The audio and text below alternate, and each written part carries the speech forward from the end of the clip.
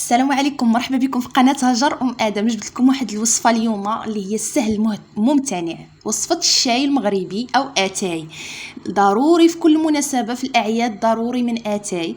داكشي علاش حضرت لكم الوصفه الاصليه ديال الشاي باش يجيك هكا بالرزه ديالو. شاي اللي ذاقو غيبقى يعاود عليه، يعني رائع جدا. واللي ذاق اتاي ديالك غادي يبغي يزيد ويزيد حتى يكمل البراد. هاد الوصفه اصليه، انا بحثت عليها وبقيت نقلب حتى لقيت وصفه اصليه، وكذلك هاد الوصفه معتمده عندي من زمان ورائعه جدا. جبت لكم المقادير المضبوطه ديال اتاي.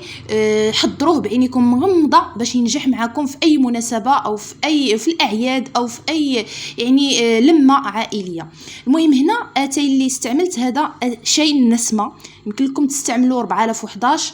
المهم هاد النوعيه هي اللي استعملت في هاد اتاي هذا، واي نوعيه خذوا غير الطريقه اللي عطيتكم وراه غينجح معكم. كناخذ هاد اتاي هذا. هاد اتاي النسمه راه زوين بزاف صراحه في اتاي. احسن شي شويه من 4011، ولكن حتى 4011 زوين، ويعني وجميع انواع ديال الاتاي راهم زوينين. خاصكم تاخذوا غير هاد المقادير هادو غينجح معكم. كناخذ منه 3 المعالق كبار ديال اتاي كيف ما شفتوا عامرين. كنديرهم في هذا البراد هذا اللي تيهز 7 ديال الكيسان د الماء، يعني 7 الكيسان د الماء مع 3 المعالق كبار ديال اتاي. هذا الماء راه سخون يعني مغلي بطبيعه الحال. كنديروا مع اتاي وكنديروا فوق النار يغلي. ما كنديرش السكر في الاول حتى من بعد، لان اتاي الا درتو فيه السكر في الاول كيدير القرحه ديال المعده، وداك اتاي وداك السكر بحال كيتحرق، يعني ما كيصبحش صحي 100%. ولكن هاد الطريقه هادي راها كيكون شيء اللي هو صحي 100% وكيجي لذيذ بزاف. خليو السكر حتى الاخر. كنديرو يغلي فوق النار تكون شويه متوسطه، غير كيبدا يغلي كنحرك بالمعلقه هكذا، كنحيد داك الوجه باش ما كيفيضش الاتاي، وكنقص البوطه وكنخليه يغلي كيطيب. هذا اتاي هذا قسمين ديال الوقت، يعني حتى القسمين خليوه يغلي بهذا الشكل هذا، ما كيفيض ما والو. سدوه ويكون النار مهيله، والمره الاولى حركوا بالمعلقه، غير المره الاولى كتحيدوا غير داك اتاي اللي كيطلع مع الوجه باش ما يفيدش هكا بالمعلقه صافي، وكتغطيوه هكا راه ما كيفيض ما والو. ونقصوا عليه النار، خليوه من قسم حتى القسمين يتشحر مزيان فوق النار، وعاد حيدوه. من بعد ما تشحر كيف ما شفتوا انا حيدته، عاد نضيف له السكر سنيده. هنا ضفت 4 المعالق ديال السكر في هاد الكميه ديال الاتاي، راه كيجي هو هذاك. ضيفوا السكر وما تحركوش بالمعلقه. من بعد حنا غادي نبقاو نقلبوا ونشقلبوا بلا ما تستعملوا المعلقه. من بعد كنضيف النعناع، كميه النعناع اللي كتحبوا. الا كنتو غادي ديروا الشيبه ديروها قبل ما تطفيو عليه النار، يعني ديروا الشيبه وعاد طفيو عليه النار، والنعناع حتى تطفيو العافيه عاد ديروا النعناع باش ما يتحرقش. كندير الكميه ديال النعناع، ومن بعد كنبدا نقلب وكنخوي اتاي وكنرجع نقلبو في البراد هكذا باش السكر كيذوب معنا، وكذلك حتى الهواء كيدخل، يعني كينسجم مع اتاي وكيولي المذاق ديالو احسن واحسن. يعني سبحان الله هذه القضيه هذه حتى العلماء يعني اكدوها، بان اتاي ملي كتبقاي تخويه هكا في الكيسان وترجعيه في البراد يعني كيدخل فيه الهواء وكيصبح صحي اكثر، وحتى المذاق ديالو كيصبح زوين اكثر. داكشي علاش الناس زمان كانت يقول لك يعني خوي اتاي واللي رجعوا للبراد واللي خويه. هاد الطريقه هذه راها علميا اكدوها بانها صحيه وبانها كتعطي الشاي اللي هو ممتاز.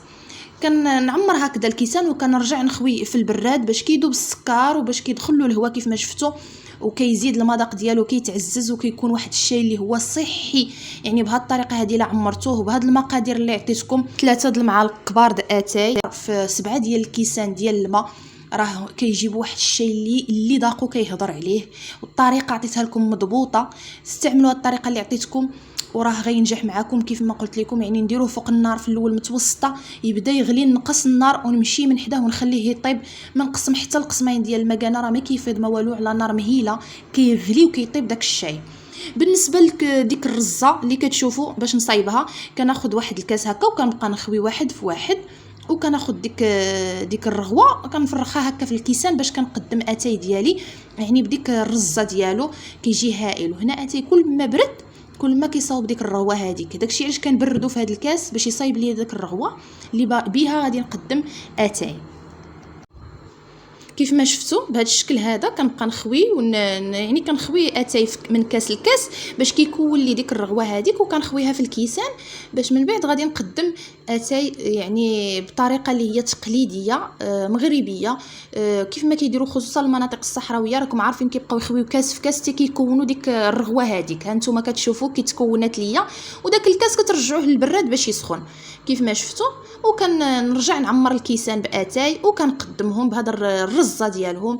كيجي واحد الشاي، حتى كل ما كتبقاو تخويو في كاس كينسجم مع الهواء وكيولي المذاق ديالو هائل وصحي اكثر. كيف ما قلت لكم انا هادشي ما جبتوش من راسي، ولكن بحثت وقلبت يعني علاش هذيك الحاجه كنديروها علاش، ولقيت فعلا علميا بان راهم شي حاجه اللي هي صحيه.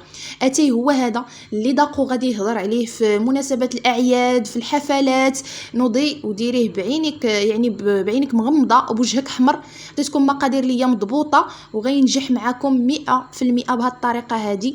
يعني ماشي الكل كيعرف يعني كيحضر اتاي بواحد الطريقه اللي هي جديده ورائعه كذلك. وكيف ما قلت لكم اللي داقو راه غادي يحكي عليه هذا الشيء هذا، راه السهل الممتنع هو اتاي.